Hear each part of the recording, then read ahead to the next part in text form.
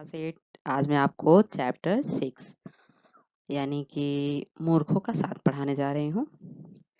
मूर्खों का साथ हमेशा ही दुखदाई होता है, इसलिए मूर्खों से कभी कोई बात नहीं करनी चाहिए क्योंकि वे सुनते कुछ और समझते कुछ और हैं। हाँ, जैसा कि आप भी जानते हैं कि जो मूर्ख व्यक्ति होता है भाई वो अपने सही तरीके या सही मायनों को नहीं समझ पाता है। उसका अपना एक सही दिमाग नहीं चलता है, तो हम जब भी अपनी बातों को उसको समझाने का प्रयत्न करते हैं, तो वो उससे अनदेखा करता है, वो कुछ और समझने का प्रयास करने लगता है। तो वहाँ पर उसे समझाना ही मूर्खता है। तो ये कहानी कुछ इसी माध्यम से संबंधित है। चलिए देखते हैं इस कहानी से क्या जानकारी आपको मिलती है। ठीक है। विजयनगर के राजा कृष्णदेव राय जहाँ कभी कहीं भी जाते, अपने साथ तेनालीराम को जरूर ले जाते थे। इस बात से अन्य दरबारियों को बड़ी चिढ़ होती थी। एक दिन 3-4 दरबारियों ने मिलकर एकांत में महाराज से प्रार्थना की, महाराज कभी आप अपने साथ किसी अन्य व्यक्ति को बाहर चलने का अवसर दें। राजा को यह बात उचित लगी। उन्होंने उन दरबारियों को विश्वास दिलाया कि वे भविष्य में अन्य दरबारियों को भी अपने साथ घूमने फिरने का अवसर अवश्य देंगे। यानी कि यहाँ पर विजयनगर के राजा हैं जिनका नाम है कृष्णदेव राय। वो जब भी अपने राज्य में कहीं भी घूमने जाते थे, कहीं भी, तो तेनालीराम को ही साथ में ले जाते थे, अन्य दरबारियों को नहीं ले जाते थे। इससे जो अन्य दरबारी थे उनको चिढ़ सी होने लगी थी। तो उन्होंने एक दिन राजा से कहा, सभी दरबारियों ने मिलकर कहा या समझिए कि प्रार्थना है कि आप सिर्फ एक ही व्यक्ति को क्यों ले जाते हैं, सबको अवसर दें चलने का, अपने साथ घूमने फिरने का।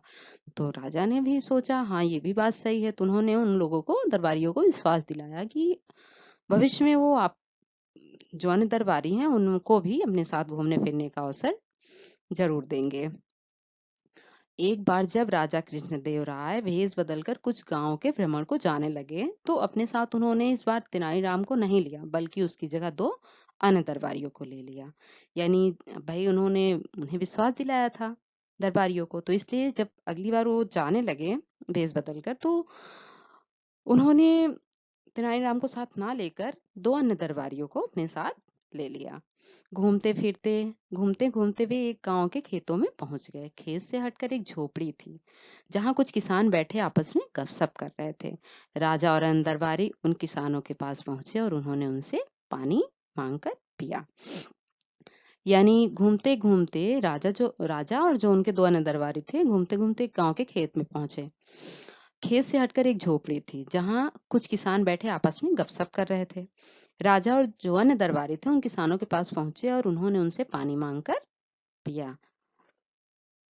फिर राजा ने किसानों से पूछा, कहो भाई लोगों, तुम्हारे गांव में कोई व्यक्ति कष्ट में तो नहीं है, अपने राजा से असंतुष्ट तो नहीं है? यानी राजा ने उन किसानों से पूछा कि भाई बताइए, आपके गांव में कोई व्यक्ति कष्ट या किसी कठिनाई में तो नहीं है? यहाँ का जो राजा है उससे आप लोग संतुष्ट हैं या नहीं? इन प्रश्नों को सुनकर गांव वालों को लगा कि वे लोग अवश्य ही राज्य के कोई अधिकारी गण हैं। यानी इन प्रश्नों को सुनकर गांव वालों को एहसास हुआ कि कोई अधिकारी ही है राज्य का, जो यह पता लगाने के लिए आया है कि यहाँ के लोग किस तरह से रह रहे हैं। वे बोले, महाशय, हमारे गांव में खूब शांति है, चैन है, सब लोग सुखी हैं। दिन भर कड़ी मेहनत करके सभी अपना कामकाज करते हैं और रात को सुख की नींद सोते हैं। किसी को कोई दुख नहीं है। राजा कृष्णदेव राय तो अपनी प्रजा को अपनी संतान की तरह प्यार करते हैं, इसलिए राजा से असंतुष्ट होने का तो कोई सवाल ही नहीं पैदा होता।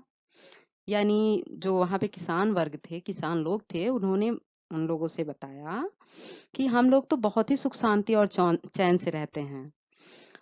सभी दिन भर कड़ी मेहनत करते हैं, रात को सुख की नींद सोते हैं, किसी को कोई भी दुख नहीं है। जो यहाँ के राजा कृष्णदेव राय जी हैं, तो वो तो अपनी प्रजा को अपनी संतान की तरह प्यार करते हैं, इसीलिए तो हम उनसे असंतुष्ट नहीं हो सकते। इस गांव के लोग राजा को कैसा समझते हैं? राजा ने एक और प्रश्न किया। यानी कि जो राजा थे कृष्णदेव राय, उन्होंने किसानों से एक और प्रश्न किया कि आप लोग राजा को कैसा समझते हैं? राजा के इस सवाल का एक बूढ़ा किसान सॉरी राजा के इस सवाल पर एक बूढ़ा किसान उठा और ईख के खेत में से एक मोटा सा गन्ना तोड़ लाया। उस गन्ने को राजा को दिखाता हुआ वह बूढ़ा किसान बोला, श्रीमान, हमारे राजा कृष्णदेव राय बिल्कुल इस गन्ने जैसे हैं। यानी राजा के इस प्रश्न पर एक बूढ़ा किसान उठता है और खेत से एक मोटा सा गन्ना तोड़कर लाता है और उनको दिखाते हुए कहता है कि हमारे जो राजा कृष्णदेवराय हैं बिल्कुल इस गन्ने की तरह हैं।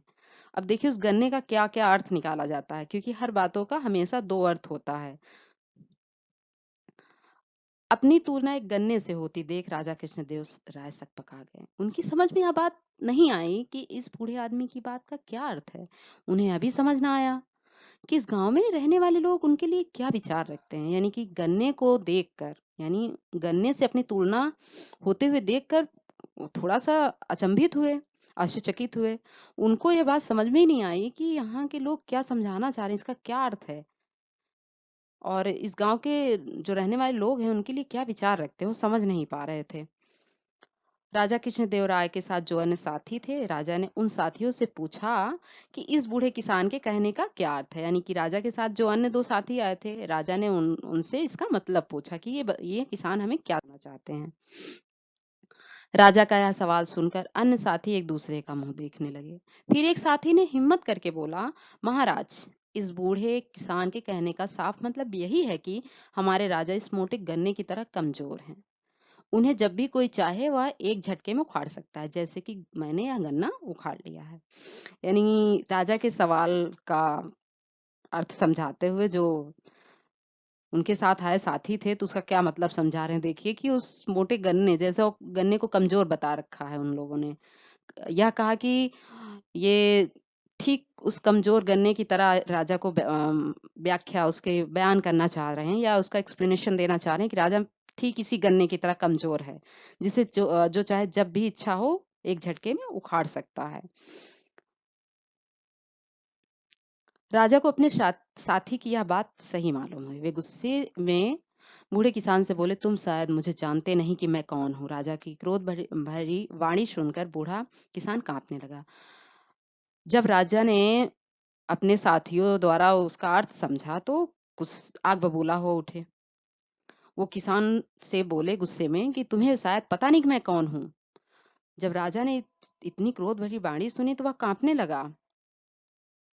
तभी एक अन्य बूढ़ा किसान खड़ा होकर नम्र स्वर में बोला, महाराज, हम तो आपको अच्छे से जान पहचान गए हैं, लेकिन हमें दुख है कि आपके साथी आपके असली रूप को नहीं जानते हैं। यानी कि उन्हीं के ग्रुप में, उन्हीं के साथ, उन्हीं की टोली मंडली में एक और किसान था जो जल्दी से उठा और नम्र स्वर में बोला कि महाराज, हम तो आपको बहुत अच्छे से जानते हैं, लेकिन दुख इस बात का है कि जो आपके साथ आपके साथी हैं वही आपको अच्छी तरह से नहीं जानते हैं। मेरे साथी किसान का मतलब सिर्फ इतना था कि हमारे महाराज अपनी प्रजा के लिए कोमल और रसीले हैं, किंतु दुष्टों और दुश्मनों के लिए महानतम कठोर भी। उस बूढ़े ने अपनी यह बात कुत्ते पर प्रहार करते हुए पूरी की।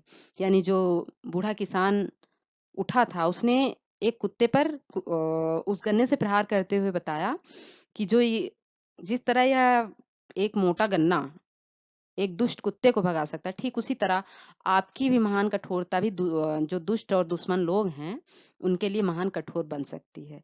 और ठीक इसके जैसा ये गन्ना रसीला और कोमल दिख रहा है, ठीक उसी तरह आपका मन भी अपनी प्रजा के लिए कोमल और रसीला है। इतना कहकर उस बूढ़े ने अपना लबादा उतार फेंका और दाढ़ी मूछें उतारने लगा। लबादा यानी कि जो उन्होंने एक कपड़े को कवर करके रखा था, उसको हटाया और अपनी जो नकली दाढ़ी मूछें लगा कर रखी थी उसे निकाल दिया। उसे देखते ही राजा चौंक पड़े। तेनालीराम, तुमने यहाँ भी हमारा पीछा नहीं छोड़ा। तेनालीराम ने साथियों से कहा, तुम लोगों का पीछा कैसे छोड़ता? अगर मैं पीछा ना करता तो तुम इन सरल हृदय किसानों को मौत के घाट उतरवा देते, महाराज के दिल में क्रोध का ज्वार पैदा करते, सो अलग। यानी तेनालीराम को देखते ही राजा चौंक पड़े और उन्होंने कहा कि तुमने हमारा पीछा यहाँ भी नहीं छोड़ा। और जो तेनालीराम थे उन्होंने जो दो और साथी आए थे उनसे बोले, अगर पीछा ना करता तो मैं क्या करता? भाई, तुम लोग की इस हरकत से ये जो किसान थे इनको तुम लोग तो मौत के घाट उतरवा देते, उसका गलत मतलब निकलवा के, राजा के दिल में इनके प्रति क्रोध पैदा करके। तुम ठीक ही कह रहे हो तेनालीराम, मूर्खों का साथ हमेशा दुखदाई होता है। भविष्य में मैं कभी तुम्हारे अलावा किसी को साथ नहीं रखा करूंगा। यानी राजा को, महाराज को अपनी गलती का एहसास हुआ, तो उन्होंने कहा कि अब मैं भविष्य में कभी भी किसी अन्य